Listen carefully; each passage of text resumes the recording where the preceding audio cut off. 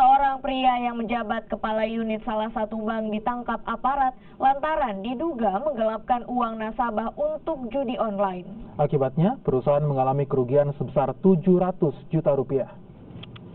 Basirudin, kepala unit salah satu bank ini mengaku dalam menjalankan aksinya, ia meminta teller untuk mentransferkan uang ke rekening anaknya secara bertahap. Tidak hanya itu, tersangka juga dilaporkan mengambil sejumlah uang senilai puluhan juta rupiah dari dalam brankas di saat sejumlah karyawan sudah tidak berada di dalam kantor. Saat ini polisi juga menyita sejumlah barang bukti, diantaranya berkas rekening koran dan kwitansi pengambilan uang dari brankas.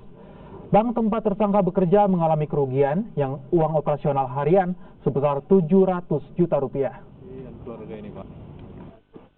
Ya, jadi sesungguhnya seorang cash teller tidak mempunyai kewenangan untuk bisa meminjamkan uang hasil operasionalisasi harian kepada siapapun pejabat karena uang tersebut harus disimpan di dalam brankas.